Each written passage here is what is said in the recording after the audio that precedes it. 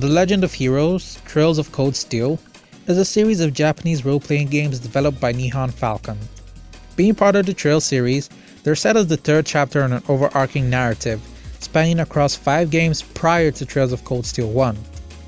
It's a franchise deeply rooted in lore, intricate world building, politics, and amazing characters. However, with so many games under its belt, it makes getting into the franchise rather intimidating, due to the countless hours of playtime you'd have to sink in to truly enjoy it. And being a busy adult makes it even harder. Lots of times I see on internet forums asking, where do I start in the Trails series? And a lot of the times the first answer that pops up is to tell them to start from the first games, the Trails in the Sky trilogy. However, I think otherwise.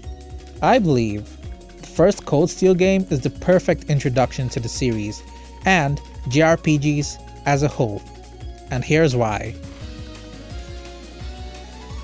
Before I go on, I need to briefly explain just what JRPGs are. Short for Japanese role-playing games, they're a genre, or rather, subgenre, of role-playing games developed by Japanese developers. These games usually boast multiple game mechanics with deep systems, storylines that often end with main characters defeating some kind of god, and usually anime-styled graphics. For a better understanding of the difference between the two, there are tons of videos on YouTube that explain them better, so feel free to check them out after this video. And yes, Cold Steel 1 was the first Trails games I ever played, and at the time I didn't know there were other games in the series, and when I did find out, I thought it was a case similar to Final Fantasy, where every game had completely different settings and characters. So I speak from experience when I say this game is the perfect introduction to Trails. It's got several things going for it that make easing into the world of Trails and JRPGs more streamlined. Starting off with the story, which, to avoid spoilers, I won't be going into too much detail about. You play as Reen Schwarzer, a new student of Thor's Military Academy's Class 7, a newly formed class filled with all sorts of characters, some you'll grow to love and some you'll grow to hate, and some you'll never use in battle unless you have to. And the best girl, who you will ship with Reen for all of eternity. Trust me, it's the law. Join them as they journey through most of the country of Erebonia, slowly uncovering political conspiracies and sinister plots with their lives on the line, all while being topped up with a neat Persona-style bonding event to learn more about your party members and grow closer to them. True to JRPG fashion, the game is chock full of NPCs, some with a little bit of personality added to them to make interactions with them quite fun. They always feel like they've got something going on with their lives and not just waiting for the player to come talk to them. And while you do not need to talk to every single NPC you come across, some do help you out by giving you items, while others open up hidden quests. This sets players into the habit of frequently talking to NPCs in whatever game they play, all while being guided by neat minimap too.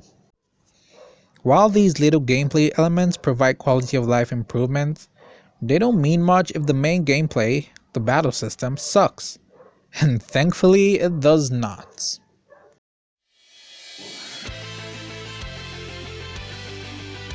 The battle system in Cold Steel is one that's easy to learn and also not that hard to master.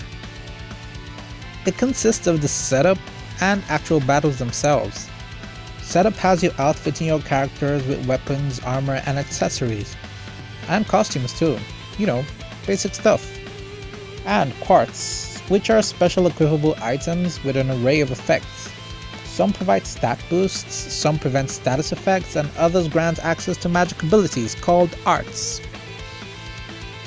Each character is given 8 slots to equip whatever kind of quartz they want on them, most of which are locked at the start of the game. However, there's no restriction to who can equip what, but some quartz do benefit some characters better than others. It's a system that encourages you to mix and match your team's composition until you find a good party setup that works for you. Aside from arts, characters also come equipped with crafts. These are unique skills that either do damage and debuff enemies, or provide unique buffs to the party. It also makes for breaking characters very easy. You want a character that's impossible for enemies to hit? You got it. Wanna delay enemies' turns indefinitely? Bam. Wanna destroy your enemies in a single turn? Say no more. All of this makes for a JRPG that anyone can get into. No over-convoluted story, no hidden mechanics to punish players for not understanding, and if you do lose in a battle, there's always the option to retry or weaken the enemies. How neat is that? But all in all, this makes for a very fun game to play, and characters to invest in. Perfect for anyone looking to get into JRPGs. Just try not to start from Cold Steel 3. You'd miss out on a lot. If you enjoyed this video, be sure to leave a like, and if you aren't already, consider subscribing. It would mean a lot to me. Now, if you'll excuse me, I'm going to go hide from the Trails fandom.